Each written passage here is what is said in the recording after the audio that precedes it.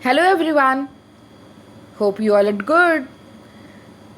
Today I welcome you all in the new topic, and the topic for today's discussion is United Nation. United Nation.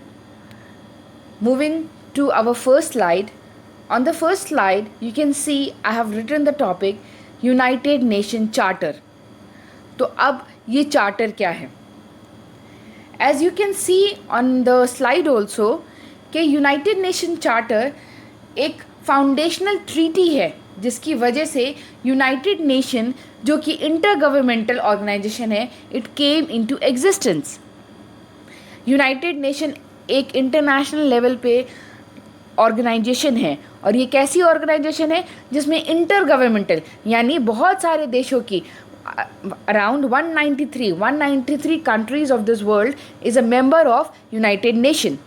तो इसीलिए वो जो 193 countries हैं, हर country में उनकी अपनी एक गवर्नमेंट होगी. इसलिए उन सारी गवर्नमेंट को यूनानिमसली हमने क्या कह दिया कि यूनाइटेड नेशन ऐसी ऑर्गेनाइजेशन है जिसमें जो इंटर गवर्नमेंटल ऑर्गेनाइजेशन है. इट मीन्स इसके बहुत सारे देश के गवर्नमेंट इसके पार्ट है. तो इसलिए हम इन यूनाइटेड नेशन को क्या कहते हैं? Intergovernmental organisation. ठीक है. और ये यूनाइटेड नेशन चार्टर क्या है? You all might be knowing कि वर्ल्ड वॉर 1 जब फिनिश हो गया था तो हमने एक इंटरनेशनल लेवल पे एक ऑर्गेनाइजेशन बनाई थी जिसका नाम था लीग ऑफ नेशन. हमने ये क्यों फील किया लीग ऑफ नेशन बनाने का? क्योंकि after the world war 1 we felt if there was any international organisation तो ये अनार्की ना होती.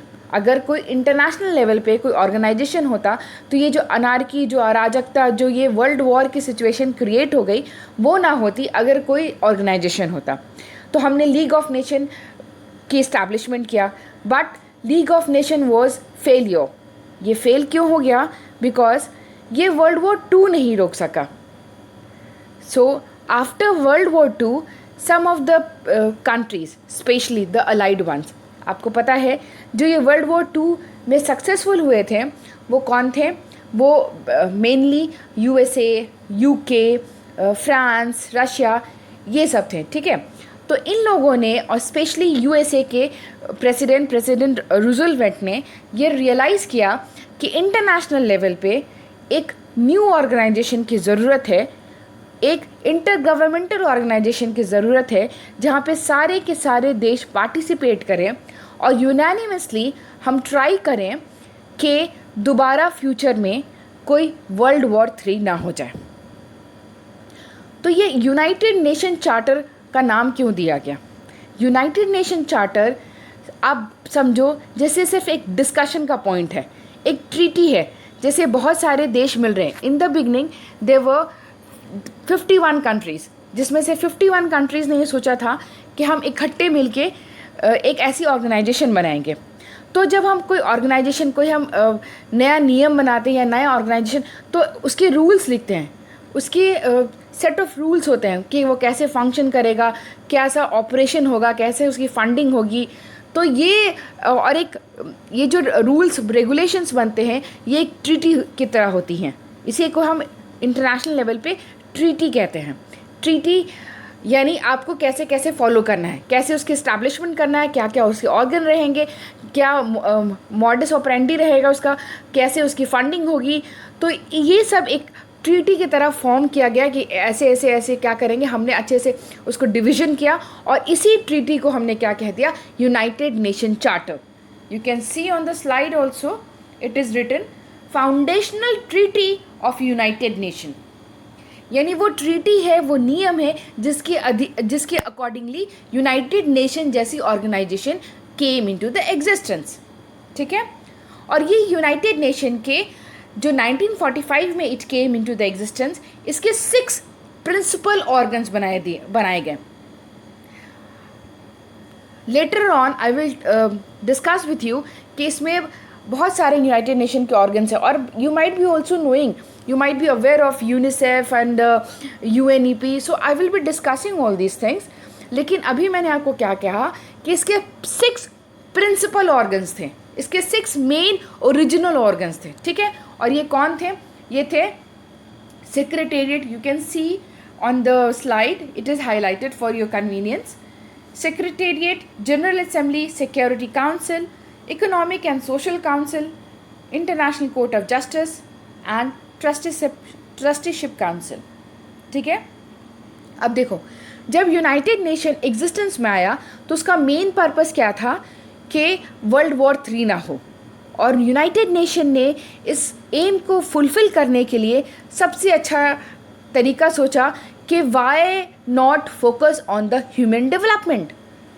एक ह्यूमन बीइंग के लाइफ के बहुत सारे एस्पेक्ट होते हैं. अगर हम ह्यूमन का डेवलपमेंट करेंगे तो बट ऑब्वियस सी बात है कि हम पूरी की पूरी जनरेशन को वॉर से बहुत दूर ले जा रहे हैं. और इसी पर्पस को फुलफ़िल करने के लिए जो आपको लास्ट पैराग्राफ में लिखा है, इसके मेन ऑब्जेक्टिव क्या था, international peace and security maintain हो सके. इंटरनेशनल लॉ से क्या मतलब है, इंटरनेशनल लेवल पे यहाँ बहुत सारी देश हैं, बहुत सारी कंट्रीज़ हैं, बट ऑब्वियस सी बात है कि डिस्प्यूट्स होते रहते हैं. जैसे अभी हम एग्जांपल ले ले तो इंडिया का ही पाकिस्तान, चाइना, अभी नेपाल, सबसे कुछ ना कुछ, और हर जगह ऐसे देश होते हैं, ऐसी डिस्टर्बेंस होती रहती है. मिडिल ईस्ट में आप देख लें तो कई जगह कई ऐसे एरियाज़ होते हैं जहाँ डिस्टर्बेंस होती हैं, बट नेचुरल सी बात है, ये ह्यूमन नेचर है. तो उन सबको कंडक्ट करने के लिए इंटरनेशनल लेवल पे लॉज बने हुए हैं. सो यूनाइटेड नेशन का पर्पस क्या है कि पीस एंड सिक्योरिटी मेंटेन हो सके, इंटरनेशनल लॉ को फॉलो किया जा सके, लोगों के बीच ह्यूमन बीइंग को highest standard of living provide करवाए. हाईएस्ट स्टैंडर्ड ऑफ लिविंग से क्या मतलब है, वैसी ज़िंदगी देना जो उनके लिए बेहतर हो डेवलपमेंट के लिए, उनके फिज़िकल डेवलपमेंट, मेंटल डेवलपमेंट, उनकी स्पिरिचुअल डेवलपमेंट, या कहो कि ज़िंदगी में सुख मिले, सुकून मिले. तो इन सब का फोकस होना चाहिए. यूनाइटेड नेशन का फोकस अब ये सब होना चाहिए, लोगों के बेहतरी का सोचो. इसी में फर्दर है कैसे बेहतरी होगी, जब उनका economic, social, health related problems को सॉर्ट आउट किया जाएगा. इकोनॉमी पैसा लाता है, यू ऑल नो. सोशल, जैसे एरिस्टोटल ने कहा था, human being is a social animal. आपको सोसाइटी में रहना पसंद है, आपको अपने पीयर ग्रुप के साथ रहना पसंद है, फैमिली मेम्बर्स, ये सब हमारे क्या है, इमोशनल सपोर्ट सिस्टम है. तो ह्यूमन बीइंग एलिनेशन में नहीं रह सकता. आप ह्यूमन बीइंग, उससे रिलेटेड जितने भी इश्यूज़ हैं उनकी भी आपको, यूनाइटेड नेशन का पर्पस हो गया कि उसमें भी उनको सेफ्टी प्रोवाइड करवाएं, सिक्योरिटी प्रोवाइड करवाएं.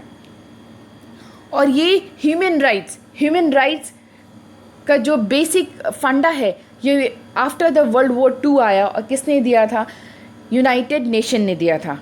और आपको मैंने प्रीवियस वीडियोज़ में whether it is on the topic of UDHR, that is Universal Declaration of Human Rights, or both the covenants, that is International Covenant on Economic, Social and Cultural Rights, या फिर International Covenant on Civil and Political Rights. इन सब के ऊपर मैंने सारे covenants के ऊपर, सारे डिक्लेरेशन के ऊपर जो ह्यूमन राइट्स से रिलेटेड है, मैं ऑलरेडी वीडियो बना चुकी हूँ. So in a nutshell we can say कि the main purpose of United Nation was to promote the human existence, to provide the safety for the human development, for protecting the rights of human being. Moving to the next slide, the same thing is discussed.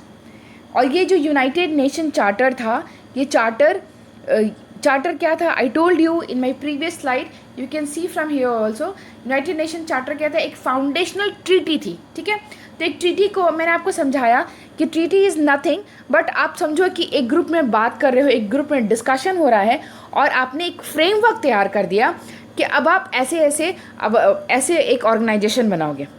तो जैसे एक framework तैयार किया, उस framework को या फिर उस रफ़ आइडिया को कहो, या फिर आपके मीटिंग का जो फोकस पॉइंट था, उस पर आप सब सहमति दे रहे हो, उस पर आप सबका सिग्नेचर है, इज़ कॉल्ड ट्रीटी. ठीक है, इंटरनेशनल लेवल की ज़बान में इसे ट्रीटी कहते हैं. तो आप ये जो यूनाइटेड नेशन चार्टर था, ये कहाँ ड्राफ्ट हुआ था, सैन फ्रांसिस्को में, और ये यूनाइटेड नेशन चार्टर कब when it entered into the force, the date is 24th October 1945. और यही वजह है कि 24 अक्टूबर को we have declared it as a United nation day. Okay, United Nation के जो मैक्सिमम इसके हेडक्वार्टर्स हैं, जैसे अभी मैंने 6 ऑर्गन डिस्कस किया, इसमें से 5 ऑर्गन्स के हेडक्वार्टर आपको कहाँ मिलेंगे? न्यूयॉर्क में मिलेंगे. और एक सिर्फ ICJ है, उसका जो हेडक्वार्टर है वो हेग में. We will further study this. Structure of the United Nation charter.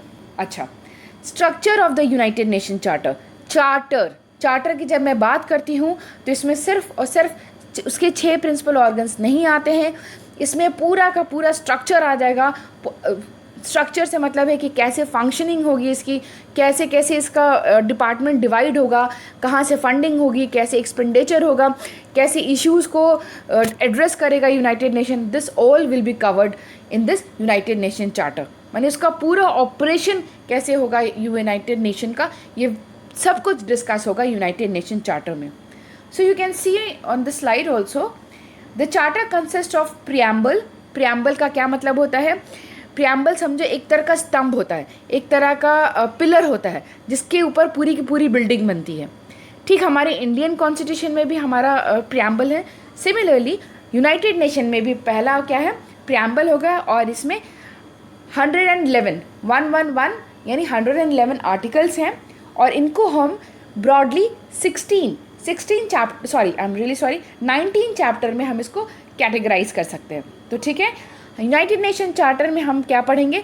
Preamble, और 19 चैप्टर्स में इसका कैटेगराइजेशन है. थोड़ा सा बस प्रियम्बल डिस्कस कर लेते हैं, क्योंकि अगर प्रियम्बल हम समझते हैं तो जो हमारा बेसिक फंडा है, जो आपको क्रक्स है पूरे के पूरे यूनाइटेड नेशन चार्टर का, वो एक ब्रीफ आइडिया हो जाएगा. Preamble, you can see it is written, we the people of United Nation determine. हमारे इंडियन कॉन्स्टिट्यूशन का प्रियम्बल भी ऐसे ही है, we the people of India, ऐसे करके. एनीवेज, तो some points is been discussed. आप देख सकते हो प्रियम्बल में क्या लिखा है? To save succeeding generation from the scourge of war. यानी इतना हमारे पास बैड ड्रीम्स हैं, या फिर कहो कि बैड एक्सपीरियंस है वॉर का, स्पेशली वो हिरोशिमा नागासाकी पे हुआ, या फिर ज्यूज़ के साथ जो एट्रॉसिटीज़ हुई जर्मनी में, हिटलर ने जो किया, ये सब रिलेटेड टू द वॉर ही था. इतना बुरा हमारे पास एक्सपीरियंस है that now further we don't need any further this happening. I mean we don't want anything like this to happen in the future also. So यही है कि हमारे जनरेशन को सेव करना है from this outcomes of war. दूसरा क्या है? Faith in fundamental human rights in the dignity of human person. Dignity, इज्जत, उसकी मर्यादा को रिस्पेक्ट करो. चीज़ें या फिर राइट्स, उसको जो भी आप दो, चाहे राइट टू लाइफ दो, अगर लाइफ है, अगर ज़िंदगी है, तो एक डिग्निफाइड तरीके से है. यानी डिग्निफाइड से क्या मतलब है? ये हमारा आर्टिकल 21 भी कहता है. इसका एम्बेड बहुत बहुत बहुत वाइड है. वाइड कैसे है? सिर्फ रोटी कपड़ा मकान नहीं सोचो. रोटी कपड़ा मकान एडिक्वेट हो. अगर रोटी है तो हेल्दी हो, ऐसा ना हो कि माल न्यूट्रिशन हो जाए, या फिर ऐसा ना हो अगर कपड़ा हो तो मतलब प्रॉपर होना चाहिए, या अगर रहने की हाउसिंग हो तो फुल सैनिटेशन फैसिलिटीज़ हो, होलसम इन्वायरमेंट हो. तो वही मतलब है डिग्निफाइड लाइफ से. Justice and respect. लॉ की नज़र में कोई ज़्यादा, कोई बड़ा, कोई कम, छोटा ना हो. अगर रूल अबाइड करते हो, अगर फॉलो करोगे, नहीं करोगे तो पनिशमेंट सबको इक्वली मिले, सबके राइट्स की प्रोटेक्शन इक्वली हो. Social progress and better standard of life in larger freedom. Better standard of life obvious सी बात है, कैसे होगा? जब we are going to get all the facilities for the development, for a complete development, then only we can have the better standard of life. Moving to the next, as I have discussed with you that we have 19 chapters. तो 19 chapters के topics को मैंने यहाँ पे इस slide में discuss किया आपके साथ. 19 chapters में सबसे पहला चैप्टर क्या है, पर्पसेस एंड प्रिंसिपल, यानी यूनाइटेड नेशन के बनाने का क्या पर्पस था और उसके कैसे कैसे प्रिंसिपल्स, कैसे कैसे वो फॉलो अप होगा उसका पर्पस। इसके मेंबरशिप कौन हो गया, अभी मैंने आपके साथ डिस्कस किया 193 मेंबरशिप हैं इसके यूनाइटेड नेशन के, और लास्ट कौन थे, साउथ सूडान, ये अराउंड 2011 में आए थे। तो मेंबरशिप से मतलब है कि किन क्राइटेरियाज़ के ऊपर हम यूनाइटेड नेशन की मेंबरशिप किसी भी कंट्री को प्रोवाइड करवाएंगे। This chapter 3 is discussing about the organs, यानी यूनाइटेड नेशन के कितने ऑर्गन्स रहेंगे। Chapter 4 is discussing about the general assembly, ये जनरल असेंबली जो इसके 6 प्रिंसिपल ऑर्गन्स है, हम इसमें अलग से पढ़ेंगे जनरल असेंबली के बारे में। 5th chapter is about the security council. 6 is Pacific settlement of disputes. Pacific settlement को ही हम पीसफुल सेटलमेंट ऑफ डिस्प्यूट्स भी कहते हैं। इसका मतलब है कि अगर दो देश या दो से ज़्यादा देशों में कोई मिसअंडरस्टैंडिंग हो जाए तो उसको कैसे सॉर्ट आउट करते हैं। माय डियर वंस, मैं ये जो चैप्टर 6 है यानी पैसिफिक सेटलमेंट ऑफ डिस्प्यूट्स है, इस पर मैं अलग से कभी एक वीडियो ज़रूर बनाऊंगी, ठीक है। Now moving to the next, chapter 7 क्या कहता है कि action with respect to threat to peace, breaches of the peace and the acts of aggression. इसका मतलब होता है कि अगर ये पैसिफिक सेटलमेंट फेल हो जाता है, यानी शांति तरीके से डिस्प्यूट रिजॉल्व नहीं होता है, तो फिर कैसे ऐसे केसेस को हैंडल करें। चैप्टर 7 है रीजनल अरेंजमेंट्स। चैप्टर 8th है regional arrangements.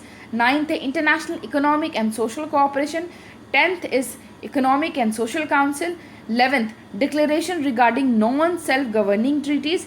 Non self governing treaties से मतलब होता है कि जहाँ वो ट्रीटीज़ या वो रीजन या वो समझो कंट्री जहाँ पे उनकी खुद की सरकार ना हो।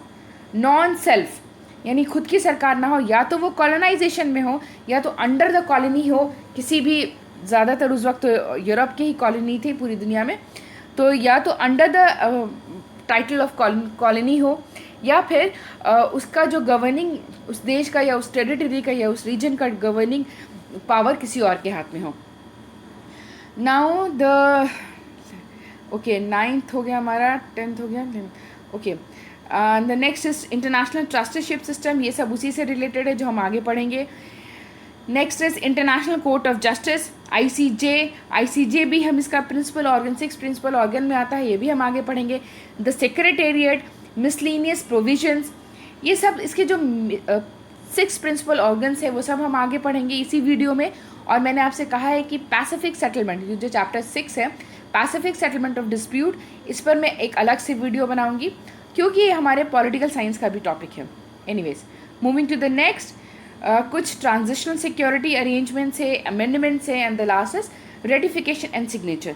अमेंडमेंट मतलब अगर इन यूनाइटेड नेशन के चार्टर्स में कुछ अमेंडमेंट लाना है तो वो इसमें डिस्कस्ड है 18th में, चैप्टर 18th में। और 19th में क्या डिस्कस है कि रेटिफिकेशन एंड सिग्नेचर, यानी कोई नया देश अगर यूनाइटेड नेशन से जुड़ता है तो उसका क्या क्या प्रोसीजर होगा, क्या रेक्टिफाई करता है या साइन करता है, कैसे सिग्नेचर का प्रोसीजर होगा। It is all discuss in the last chapter of the UN charter.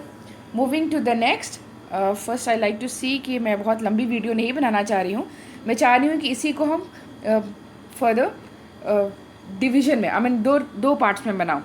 So that's why I was checking, I am checking again and again. Anyways,